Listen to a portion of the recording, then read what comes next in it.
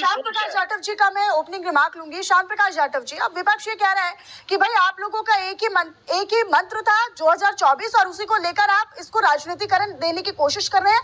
यही वजह है कि जयंत चौधरी आपके पाले में आ जाए, बीजेपी में आ जाए, और इसीलिए आपने भारत रत्न दिया है चौधरी चरण सिंह को। ऐसा है क्या?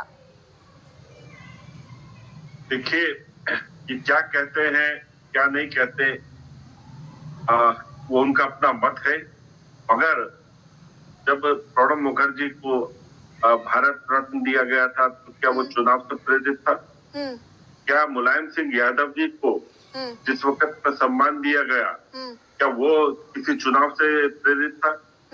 और अभी जिस तरीके से कर्पूरी ठाकुर जी को, लालकृष्ण आडवाणी जी को, चौधरी चरण सिंह जी को और पीवी नरसिम्हा राव जी को और MS श्रीनाथन जी को, स्वामीनाथन जी को जो भारत रत्न घोषित किया गया है, किसी भी सूरत में चुनाव से प्रेरित नहीं बल्कि अपनी नैतिक जिम्मेवारियों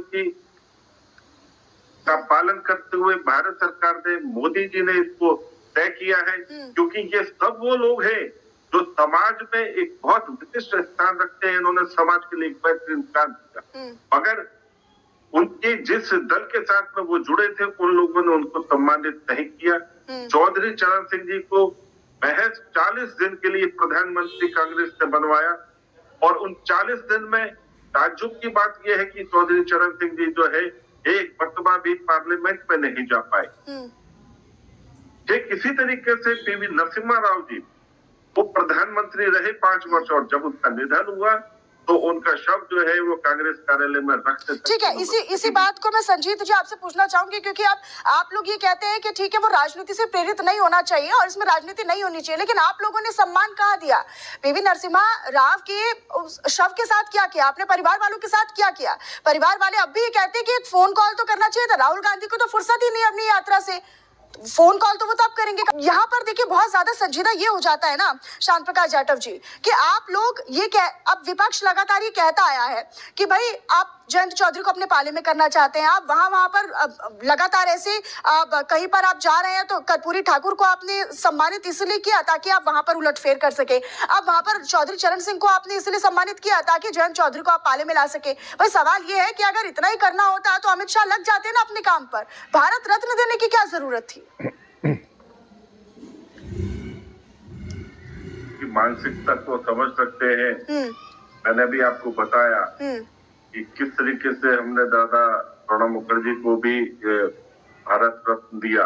तो कहीं इस प्रकार की बातें मैंने कहा कि जिनको कांग्रेस ने उपेक्षित किया, नेताओं का अपमान किया, हम देश के हित में काम करने वाले, समाज के हित में काम करने वाले सभी उन महापुरुषों को जिन्होंने इस देश में अपना बहुत बड़ा योगदान दिया है, उनको चिन्हित करके उनको सम्मान देने का काम कर रहे हो, चाहे किसी भी दल से जुड़े हो। तो क्या कांग्रेस अपमानित कर रही है क्या? कांग्रेस अपमानित कर रही है क्या? हाँ, हम किसी भी दल से हो सकते हैं, मगर हमने राष्ट्र के लिए काम करना है और जिसने बेहतरीन काम किए, परिणाम दिए, स्वाभाविक बात है। तो आप ये कह रहे कांग्रेस अपमानित कर रही है क्या? कांग्रेस अपमानित कर रही है क्या? होना चाहिए। श्याम प्रकाश जाटव जी, कांग्रेस अपमानित कर रही है क्या? आप मुझे बताएं ना कि कब इन्होंने अपने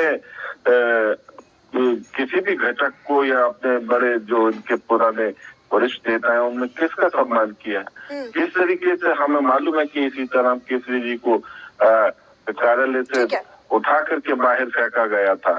तो ये क्या मतलब कांग्रेस, और सही मायने में अगर आप देखें तो कांग्रेस ने भी इंडी अलायंस बनाने की कोशिश की, उसमें भी अपने सभी घटकों के साथ में उनके क्या अपमान किया है।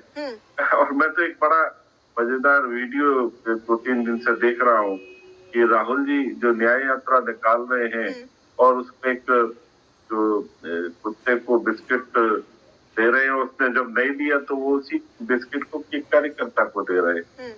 मतलब आप क्या व्यवहार है, क्या आप ठीक है, अगर कार्यकर्ता इतना ही हमारे सम्मान लिए कर रहे हैं, ईश्वर इतना ही आप अपमान नहीं कर रहे हैं, तो फिर क्यों नहीं आप लोगों ने ये विचार पहले किया? कांग्रेस की सरकार भी तो थी, तब क्यों नहीं आप लोगों ने उसको सम्मानित किया अपने बड़े नेताओं को? ठीक है, मैं संजीत जी आपसे जवाब इस पर लूंगी, बहुत अहम सवाल भी है ये श्याम प्रकाश जाटव की तरफ से, लेकिन उससे प्रकाश जाटव जी आपका रुख करते हुए अब श्याम प्रकाश जाटव जी, अब विपक्ष भी कह रहे हैं कि भाई 2024 है, इसीलिए आप लोगों को याद आई है महापुरुषों की कि आप उन्हें सम्मानित करें।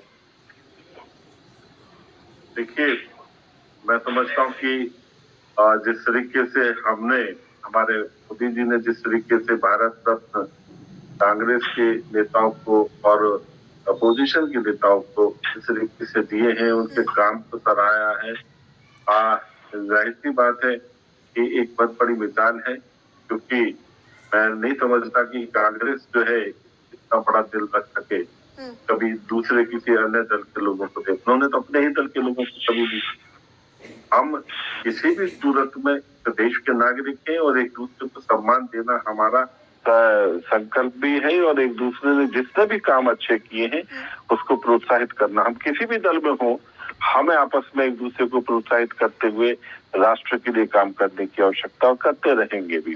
और जो लोग राष्ट्र विरोधी हैं, जो लोग जो है समाज विरोधी हैं, वो बेचैन रहेंगे। परेशानी ये है कि 2024 नजदीक है, 2024 के लिए आप हर चीज उसको लेकर उसके संदर्भ में कर रहे हैं।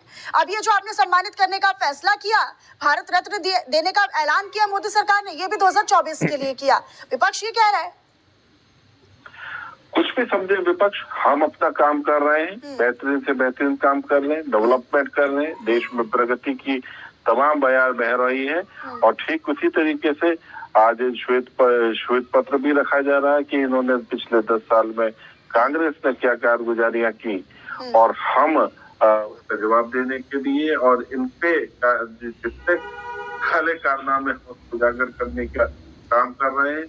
मैं समझता हूँ कि जिन लोगों ने अच्छे काम किए, विपक्ष रहते हुए भी, उन सबको सम्मान देकर के आज नरेंद्र मोदी जी ने, भारत सरकार ने, मुझे गर्व है कि हमारे ऑर्गेनाइजेशन ने इसमें जो भूमिका निभाई है वो वाकई जो है काबिल तारीफ। ठीक है।